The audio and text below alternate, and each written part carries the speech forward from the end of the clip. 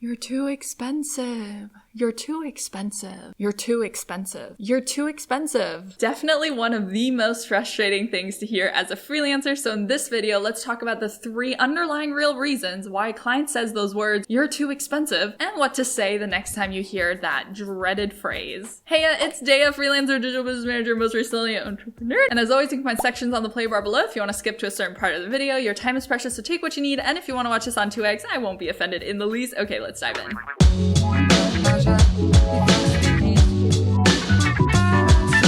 So there are, generally speaking, 3 underlying reasons why a client will say you're too expensive as a freelancer. Number 1 is the client doesn't see that the value you're providing is greater than the price you are charging. This is the most common one. The second reason is you're actually too expensive because you didn't do your research on pricing. The third reason is they genuinely do not have the money and cannot afford you. So those are the 3 reasons. Let's talk about each of these reasons in detail and how to handle them in this video.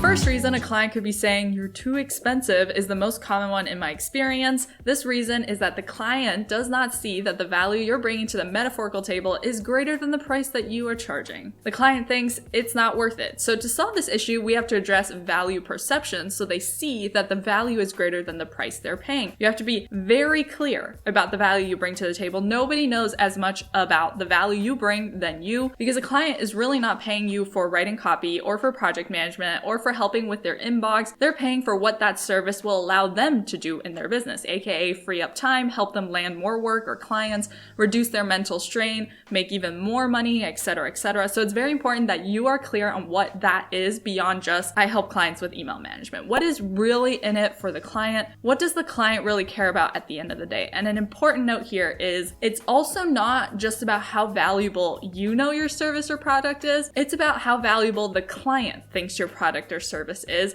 aka the value that they perceive from your service. I could have the best service, the best product in the world, but if nobody knows what's in it or how it's gonna serve them or be valuable, they're not gonna pay for it. So 3 questions here to work through. Number 1, are you clearly explaining what you offer in a way they understand? Many times I talk to freelancers who do not have a clear way of explaining what they do and why a client should care. Number 2, are you connecting your offer to the problems that they currently have?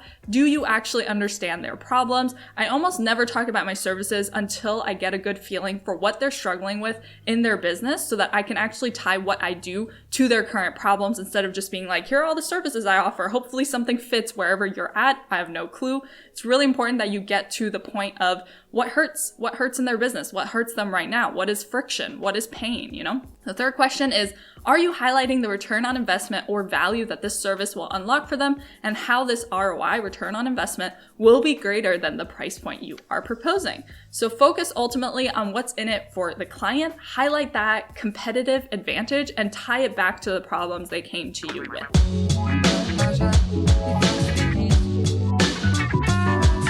So let's put that into action, put it all together. Here's the structure I personally like to use when I hear the phrase, you're too expensive. And then we'll do an example together of what this structure looks like. So the structure goes, first up, acknowledge their concern and open up a conversation. Do not argue, don't get defensive. I see this all the time. Don't take it personally. Calm down. We've got this. The second thing is we want to reiterate the goals that they came to you with back to them so that they have that fresh in mind. Then we want to reiterate the problems they came to you with. We want to make sure they remember why exactly they're here and what's hurting for them in their business or for their own personal life. Number 4, we want to answer why you, aka highlight your offer's competitive advantage, aka why you instead of a competitor. What do you do differently? Why are you spectacular? And then we want to answer why this, and we want to hit on the ROI of your service. We want to share some metrics, potentially some proof.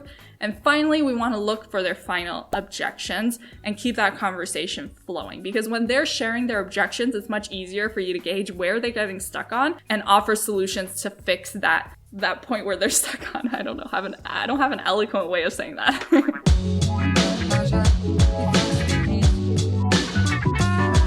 Okay, Okay, so that's the structure that I use to address this concern. Now let's do an example of what this would look like on a call with a client. You're too expensive. I hear you, and I would love to walk you through why I'm priced in the way that I am, because I know I can really help your business get that 6-figure online course launch that I know you're after. So I remember you mentioned earlier that not having a proper launch system means you are potentially losing out on about $8,000 per launch, not to mention sleep and feeling frantic the entire launch period. Did I remember that correctly? Pause. Yeah, it's super exhausting. It's really stressful. I know we could be doing more with our launches. Right, so you'll already make back the investment in my launch package after your first launch, and every launch after that will be pure additional profit for you using the launch setup I create for you. That's on the ROI side. On the personal side, how satisfying would it be to be able to get a good night's sleep every day during open cart, knowing everything was taken care of for you? You wouldn't have to worry about anything. Your team would be totally clear on their tasks. Your links would all be sent out correctly. Nothing would be done last minute.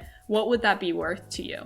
Right. One of my clients actually said the difference between having a launch with or without a launch manager is like night and day. And of course, if you want to take your time to check out other options, please feel free to do so. But I think you'll find that my pricing is very in line with the industry based on my own extensive competitor and market research. And the truth is, I'm priced the way that I am because I deliver a top-tier launch service where I take care of everything, and you don't have to worry about anything. I take everything I have learned over years of experience launching online courses just like yours and being the launch manager behind many multi-5 and 6-figure launches, and delivered it in a way where you make more money and save time and energy as a business owner. So I would love to be able to do just that for you and help you get your first 6-figure launch. What do you think? What are you feeling stuck on? Let's talk through it together. End scene. So that is an example of how you can use this structure. Of course, you can use it however you see fit or tweak it however you see fit based on what you and the client have talked about in previous calls or via email or whatever. But that's the structure I personally like to follow when I'm trying to talk a client into remembering their goals and problems, because sometimes they forget. Once they hear the price, they just tunnel vision on the price and they forget that the price is related to solving this problem.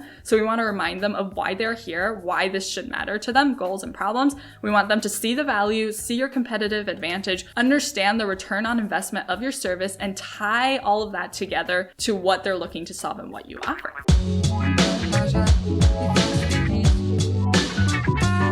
All right, next up, a client could be saying you're too expensive because you're actually too expensive. You are priced too high for the service you're offering in the market that you are offering it in. So this is a genuine question. Are you too expensive? Critically assess this first. I find many times that freelancers are uncertain in their pricing because they have no idea where their pricing came from. So you need to have crystal clear clarity on what your pricing is based on. It needs to have like a really robust foundation for you to stand on. So did you do your research, and have you grounded your pricing in research? And I would love to say it's okay to just charge your worth, but I honestly think that's one of the dumbest things ever. I think charge your worth is very unhelpful advice, and it often invites people to pluck random numbers out of thin air, like, I think I'm worth $5,000 an hour. Okay, that's great, but if the market won't pay for that service you're offering or the value add you bring to the table, then nobody's going to pay that. So we have to keep in mind, we have to do our research, we need to keep the market in mind. And if you need help with pricing, I've got very detailed videos on that. I'll link them below, go watch them, because I break down step by step how to calculate your pricing so you have that robust foundation. Do not pick random numbers, do your homework, do your research. And I know research sounds boring and tedious and it's easier to just make up a random number, but if you keep running into the problem of hearing you're too expensive because your pricing is not based on anything concrete, then you need to go back and do your research. So what are pricing foundations? Pricing foundations are essentially the reasons that you are priced the way that you are as a freelancer. Again, I'm linking the step-by-step videos that walk you through that down below, but essentially you want to create a robust list for yourself, like my pricing is based on how much I need to make to sustain my business and lifestyle, my 5 years of experience in this industry, competitor market research, which shows I'm priced extremely fairly, trainings I've done via this course and that coaching program.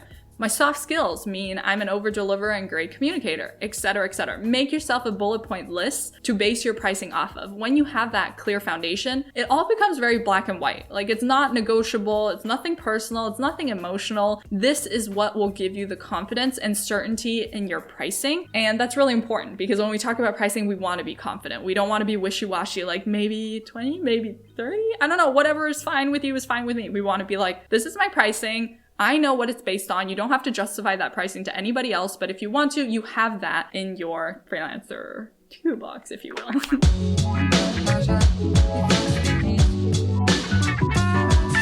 last but not least, the third and final reason a client could be saying you're too expensive, they genuinely cannot afford it. That happens. Pricing is a super subjective matter. What's expensive to one person isn't expensive to another. So some questions to think on here is your ideal client actually able to pay the rates you want to charge? Because I'm going to have a really rough time if my target client is a broke college student instead of a business owner who's been in business for at least 5 years and does multiple 6 figures a year. The second question is the service you're offering enough value add to a business to charge the rates that you want to charge? Because I'm going to have a rougher time charging $100 an hour if I'm offering a red ocean service like data entry than if I begin offering higher end management and strategy level services. So think critically about who you are targeting and what service you are offering, and if that is in line with the pricing that you want to ultimately get to. These are important questions to ask and answer because it'll make your life a lot easier. If instead of focusing on like convincing the wrong clients to give you money, you shift to making yourself so valuable to the right clients that they're saying, OMG, take my money, and if a client genuinely can't afford what you pitched, that's okay. 2 options here. You can try to downsell them instead to a smaller package or a less